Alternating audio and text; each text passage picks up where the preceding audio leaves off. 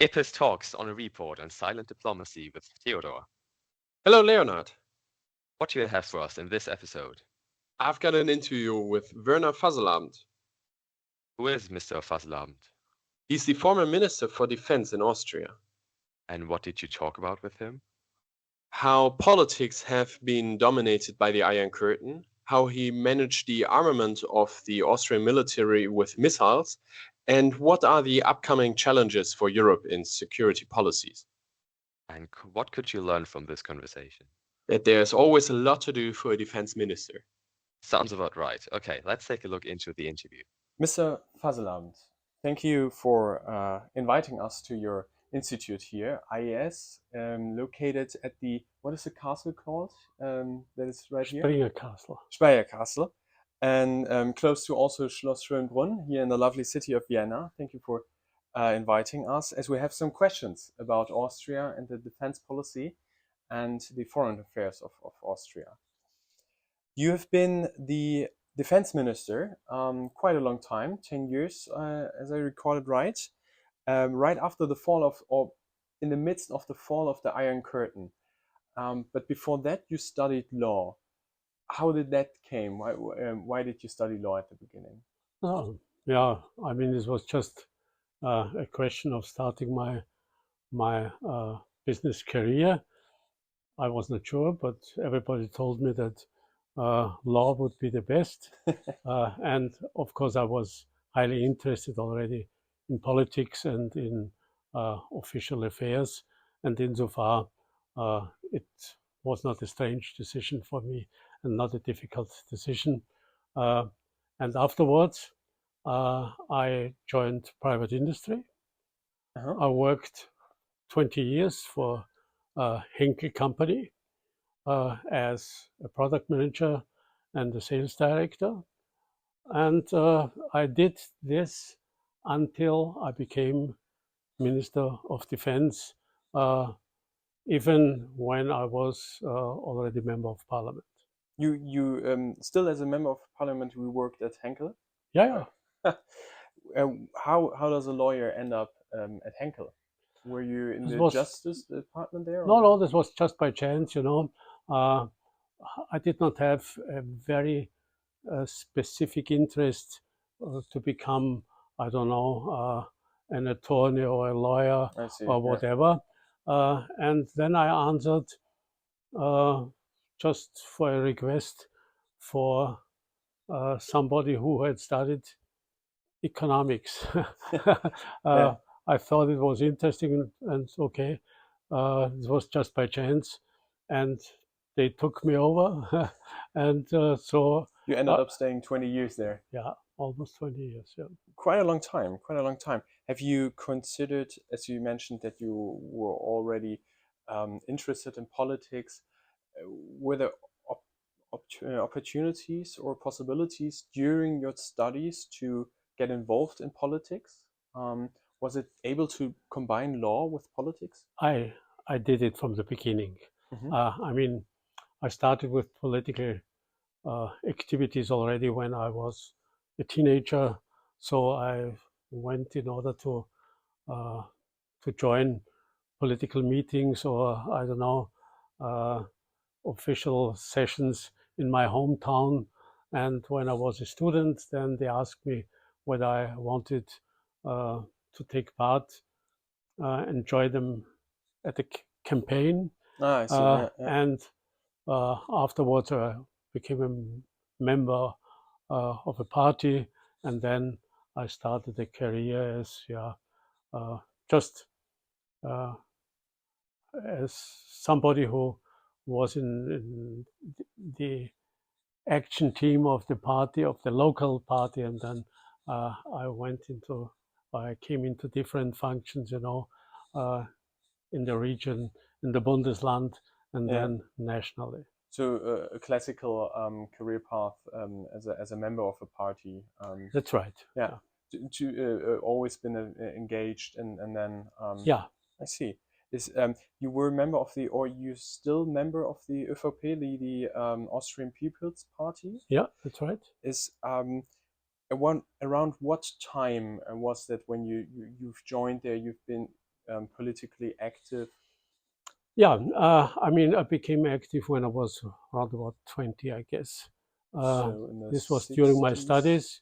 Yeah, Yeah. so the first national campaign I participated was the campaign in 59. 59 Yeah. is what were the times there? How were the times? How were the politics? Shifting now to more of the topic of Austrian policy. You could not compare it, of course, because the general situation in Europe was completely different. You know, I was living right, uh, you could say, extremely close to the so-called Iron Curtain. My house uh, was positioned only 150 meters away from From the the border. Iron Curtain. So far, this was with the border versus Czechoslovakia. And insofar, I experienced, of course, you know, this ideological uh, discussion and relationship between East and West from the beginning of my life, you could say.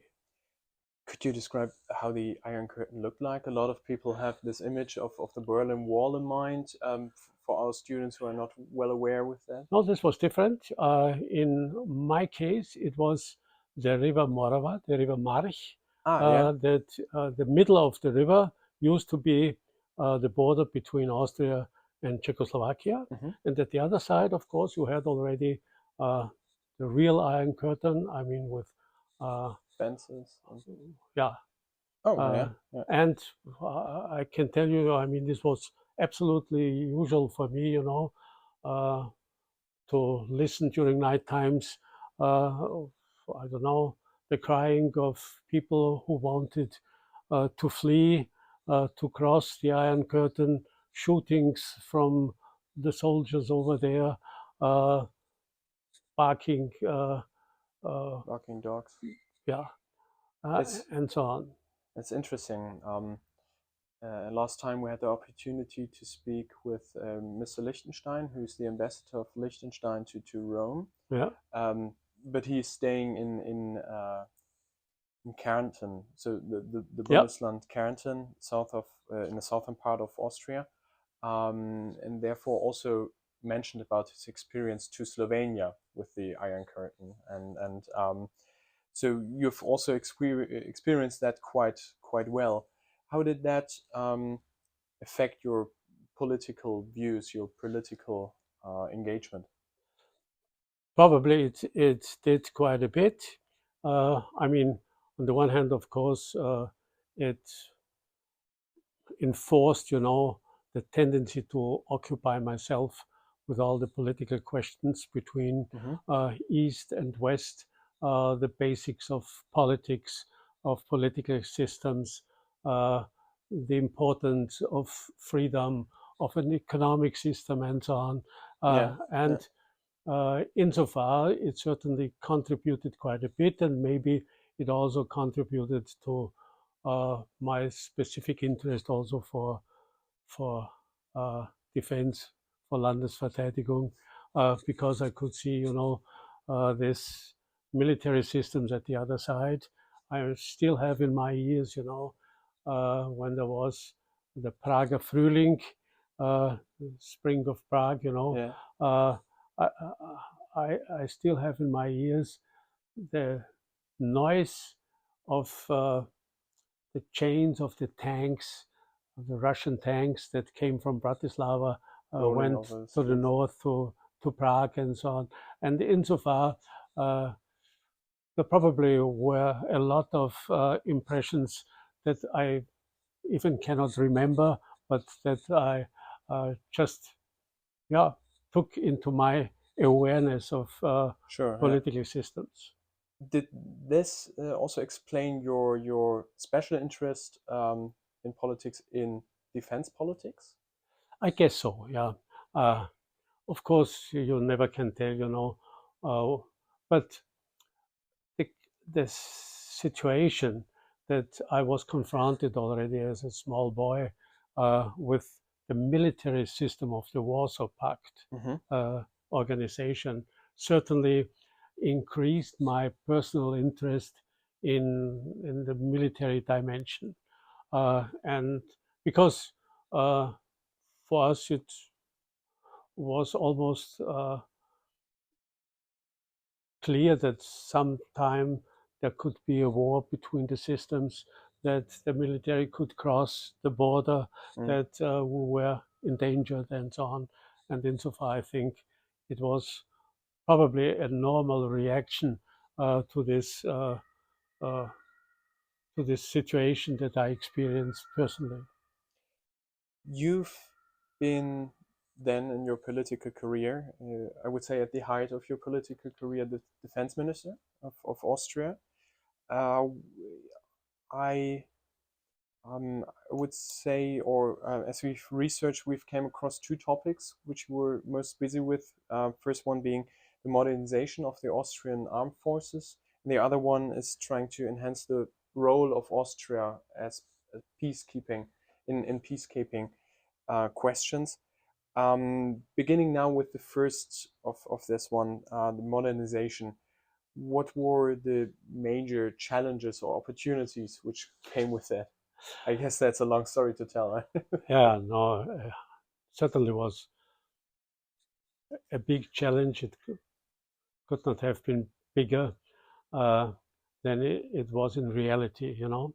Why? Because, of course, the end of the Cold War brought a challenge to change the system completely. And on the other hand, also, the solution of the Warsaw Pact changed Austria's situation in between the two blocs. And of course, it also brought us a new freedom in order to organize our defense, because we had many restrictions out of our state treaty. What do I mean? Or? No, from the beginning, Yeah. Austria did not have the right to buy missiles, for example. The Austrian army did not have missiles until 1989, you know. Yeah, You this were was the by first the one state treaty. to buy No, missiles. this is the Austrian paradox, you could say. Let me interrupt here to tell you what the state treaty is the minister was talking about. It was signed on May 15, 1955, and re-established Austria as a sovereign and neutral state after World War II. It ended the Allied occupation, prohibited unification with Germany, and ensured Austria's permanent neutrality. The treaty laid the foundation for Austria's independence and its non-alignment during the Cold War. Let's continue with the interview now. In our history, that at the same time, you know, when Austria more or less became neutral as a price to get the state treaty and to get rid of the occupying powers, at the same time, we were forbidden, you know, to protect ourselves as it was necessary as a neutral country, because you cannot defend your country, especially the airspace, when you are not able to have missiles, not bottom to air and not air to air. So far, you can imagine how difficult it was. Yeah, how difficult it was. So the Austrian armed forces had till then had to rely on artillery and normal weaponry. Very traditional systems, you know. And this was one of course, also of one of my first programs, you know, to buy missile systems. That's very interesting. How does one build up a missile system? I guess it's a bit hard to start off at all to implement such a system into a running army, right? It's not so difficult. No, I mean, people, of course, they had learned a lot, at least a few specialists within the army that had made their courses in the United States or in other countries. So far, they had not only a theoretical experience, but even a practical experience, to handle such systems. I see. And insofar, okay, what we did, we bought system, especially at the beginning, European systems, Mistral from France, Bill from Sweden, and then also Sidewinder missiles from the States. As you now mentioned where you get the missiles from, I can see that these were all Western or European or NATO related countries. Was that, in regards of the neutrality, also an idea to reach out to former Eastern Bloc countries, to maybe collaborate with them in the question of missiles? Uh, I think there was a very short phase where it was considered to do so in order to convince the Russians during Yeah, the Cold War period yeah, to allow Austria to buy missiles. yeah. But they were not very positive to this idea. And then Austria, of course, went to the Western countries in order to buy them, because everybody knew, that there would not be a possible aggression from the Western side, but if then from the Eastern side. Maybe sometimes Switzerland could be other bordering countries. But is how did it came up that you could convince the powers to allow Austria to buy missiles, to acquire missiles? We did not. But we thought that the moment had come Yeah. that the States Treaty was not the basis anymore for our uh, material decisions and for our military politics. So there was this one moment in history where you said, It okay, was at the end of the Cold War, and new times, yeah, new strategy. right. Is but you've kept the strategy of neutrality, which is also, I guess, a um, very basic principle of Austrian policy, or of Austrian foreign policy. How did that affect when you draft a new policy, when you draft a new strategy, when you said like, okay, a new millennial, where's Austria going to? Naja, I mean, the Austrian situation, what concerns neutrality, is a little bit different to most of the other countries, because in Austria, neutrality is part of our constitution. This is the difference also to Sweden or Finland, Yeah. So we would need a two-thirds majority in order to change it. And you also have to say that neutrality was the price for the State Treaty in 1955, but soon thereafter it became more or less, uh, well, a notion not only for independence, because it happened at the same time or together with the State Treaty. People did not differ, but they thought, neutrality means we are free. And I see. after a while, they also meant, okay, this would protect us, because the others more or less recognized our neutrality, and therefore this also would bring some security.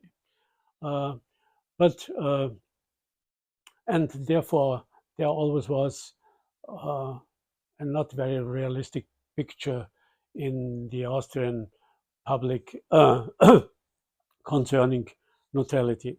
And of course, at the end of the Cold War, uh, at least the specialists had realized that the situation had changed or was changing completely.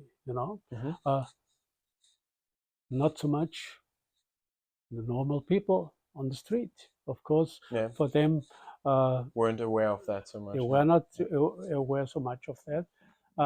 But we had, of course, to change politics more or less completely.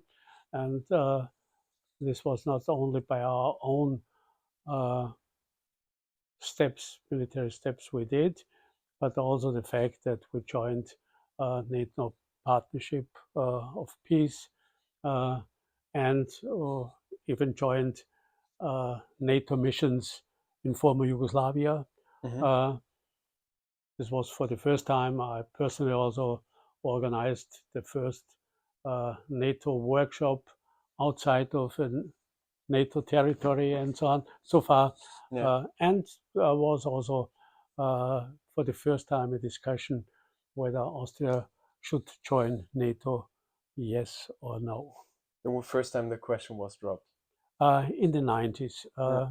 Okay, of course, it never was a very hard discussion due to the fact, as I said, that we do need a two-thirds majority in order to change it. And therefore, you also have to lead a political discussion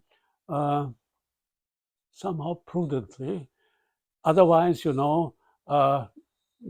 would confront not only people but also the other parties with the, the need to change and maybe bring them too early into a situation to make hard decisions. They could, which they could not do in such a situation positively for a change. So very moderately start Yeah. the debate, not to push it as to the other would then oppose that. I want to take a last question on the history of the neutrality and how it could change, because we've now interviewed a lot of small nations.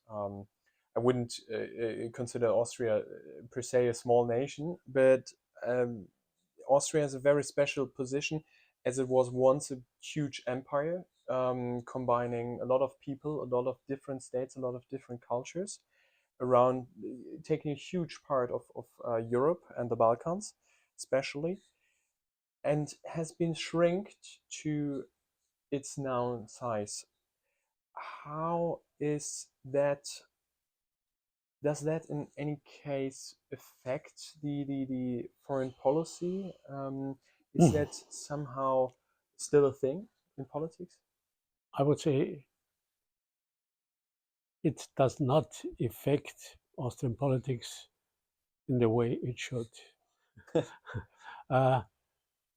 Due to the fact that more or less Austria not only overtook a new role or was more, maybe pushed into a new role and a new situation, but it has, by historic reasons, overtaken this new role to an extent that was not necessary.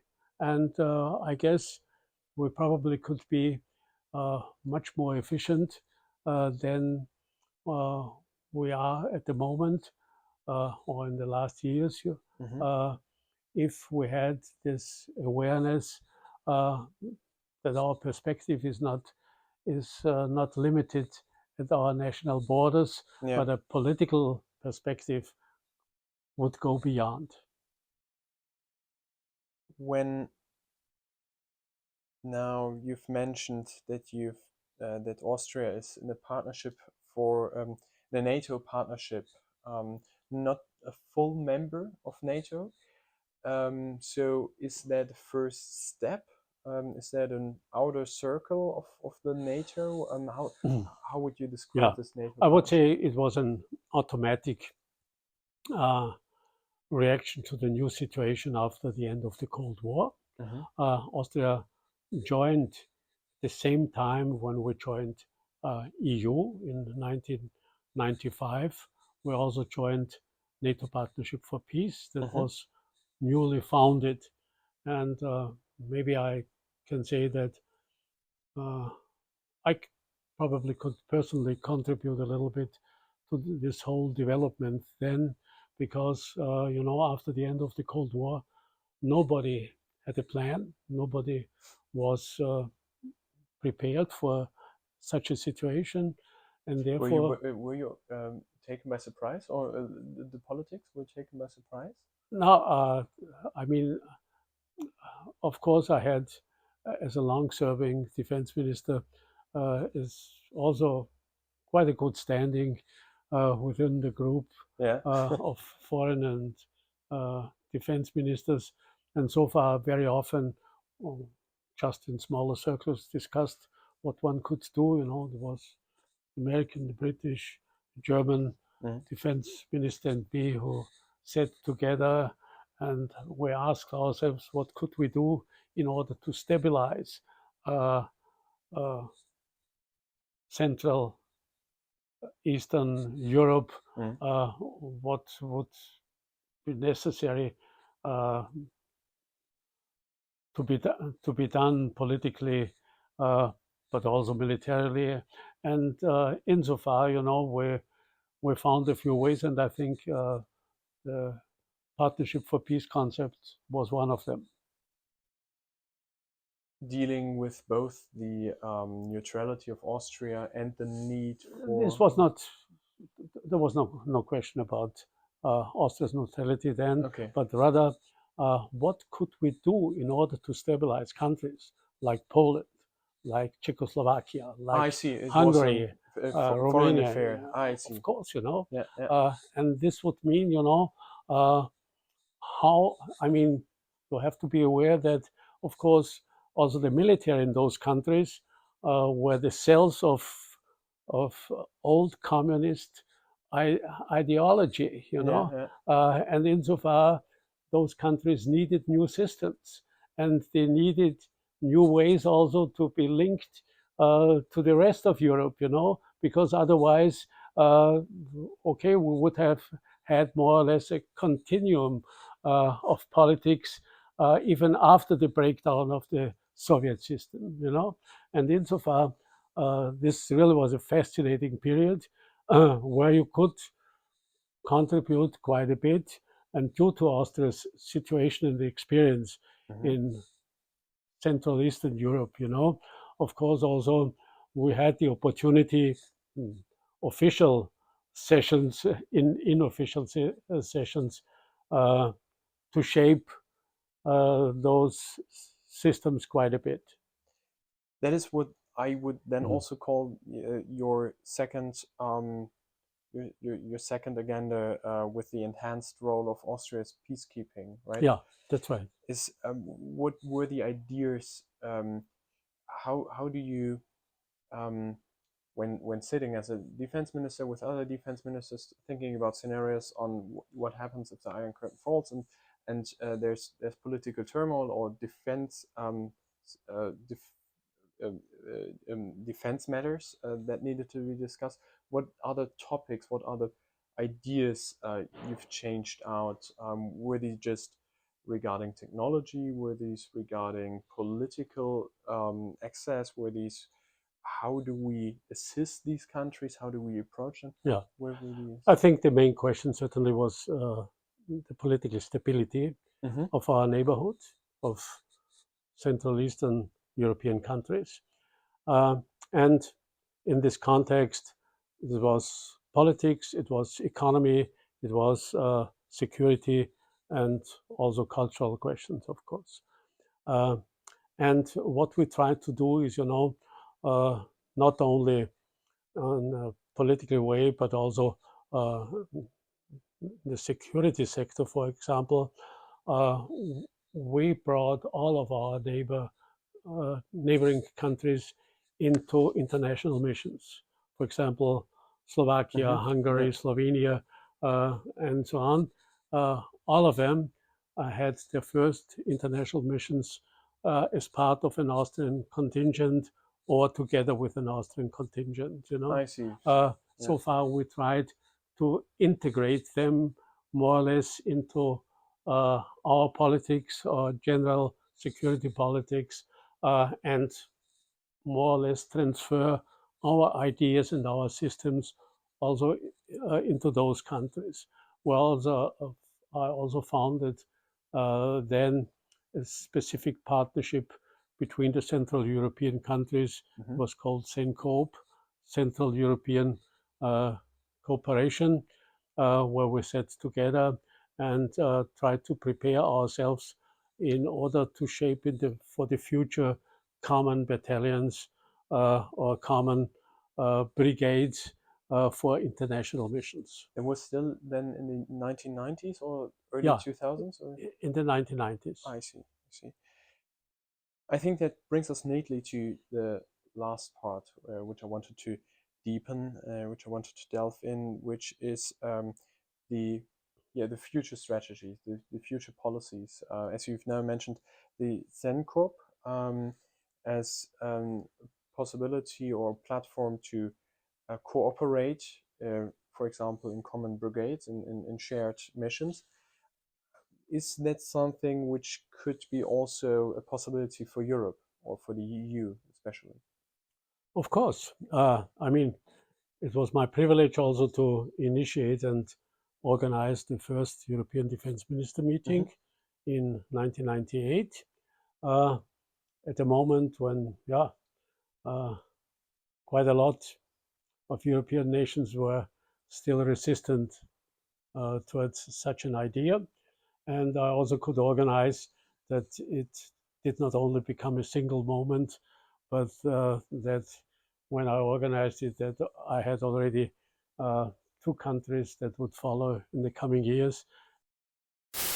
What was the 1998 European Defense Ministers meeting the minister was talking about? It was pivotal in advancing European security cooperation spurred by the Balkan conflicts. It highlighted the need for an independent European defense capability, leading to the establishment of the European Security and Defense Policy (ESDP). This meeting set the stage for deeper military collaboration within the EU framework. Now let's listen to the rest of the interview. So far, it was clear, not a single, because this of course was a big discussion. This initiated also Saint-Malo. French and the British reacted in order to our initiative, and okay, this also was more or less than the beginning of the common initiatives and with battle groups and so on as a consequence. I was sure that it was absolutely necessary to do so, and I'm still absolutely convinced that this is not only a need, but this is something that we just have to do in order maybe not to survive, but to keep our European position, global position, in a way that it will be respected also in the future.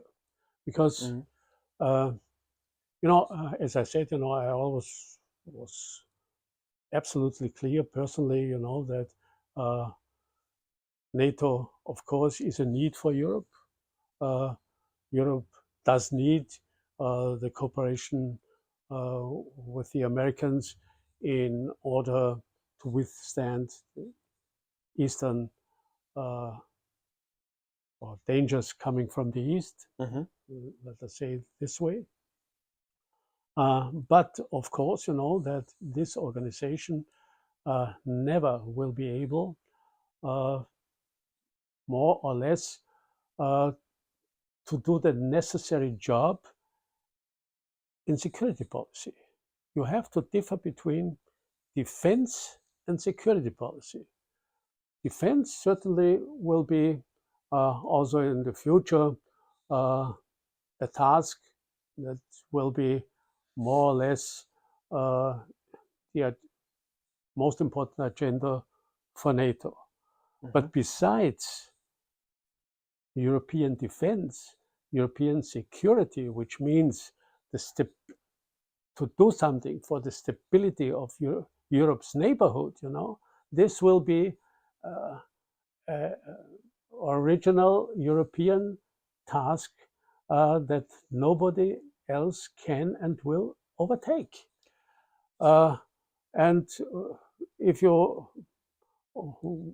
allow me to express what I mean, Europe is at the moment in a situation, that, okay, NATO is working, and it also will be working in the future.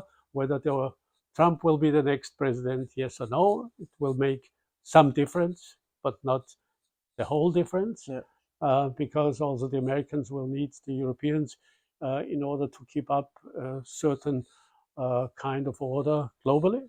But the Americans never will care about security in Africa, in the Middle East, in the Caucasian region, or at the Balkans.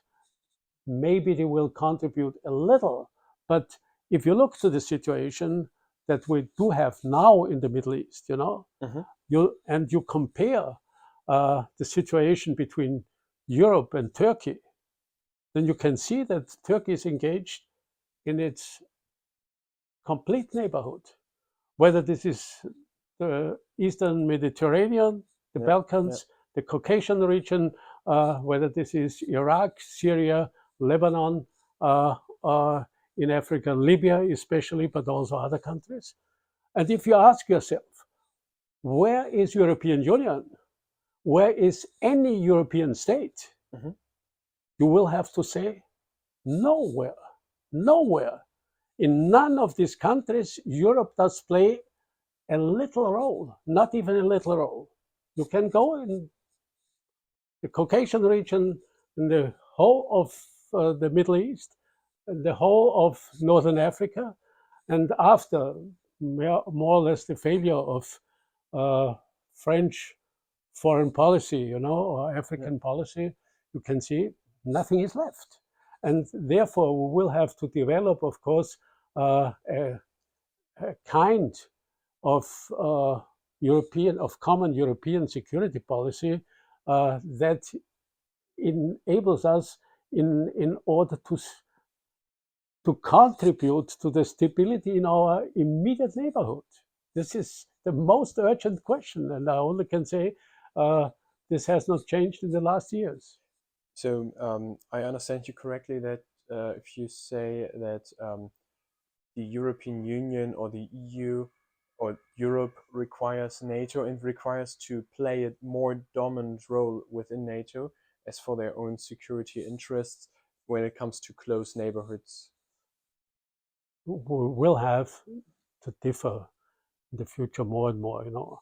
If there is a defense question like, let me say, Ukraine now, it is clear that the European countries, only together with the Americans, will be able to shape an efficient or a system, a military power that really is enough in order to counter any danger coming from Russia or from the East. Okay, but the Americans for sure will not engage in Northern Africa.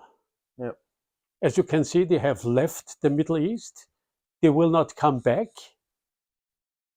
They will not engage in the Caucasian region. They will not engage in the Eastern Mediterranean, whatever the question will be. And insofar, this is an absolutely clear task for the European nations. And they only can do it together. And they only can do it if France and Germany, and in the future also Poland, will be able and ready to do so together. Just for me and our viewers to understand the terms defense and security, because you differed between them. What are these terms? Defense would mean for me, just to withstand a military aggression coming from the East. As it is now with, let me say, traditional armament systems. So military might. Military. But security means, to shape stability politically, militarily, economically.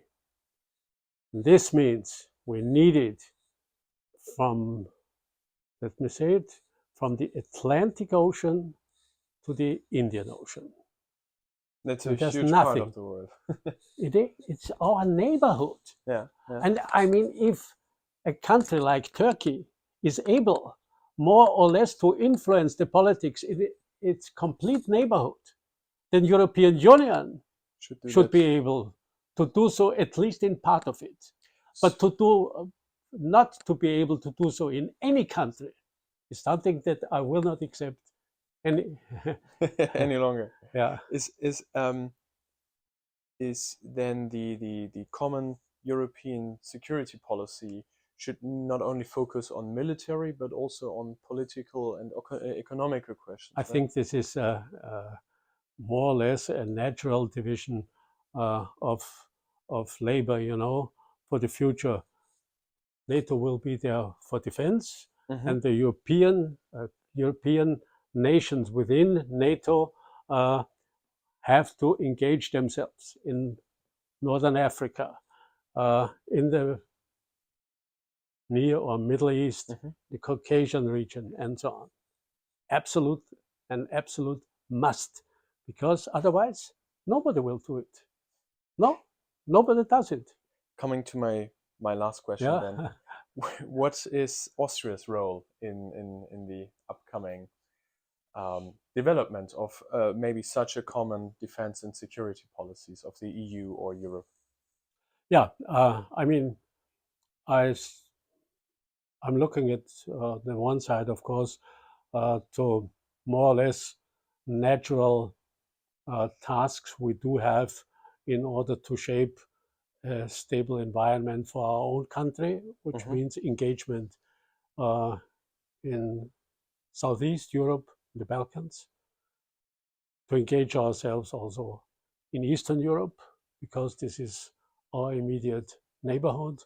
And there's a maybe third region, because we are influenced most by the development over there, also will be the Middle East, you know. So Austria certainly will have to play a decisive role for the stability of the Balkans. Decisive. Nobody else, or almost nobody else, can do it in a similar way. Germany and a little bit Italy, maybe. Otherwise, nobody will be there. And of course, I mean, if you look to the situation that the Ukrainian border is closer to Vienna than the Swiss border, you know. Yes, if, indeed. if you, yeah. Oh, if you look to the situation, that brings a new perspective. how close the Oblast Kaliningrad is, or Belarus, you know. If you look to the situation, how close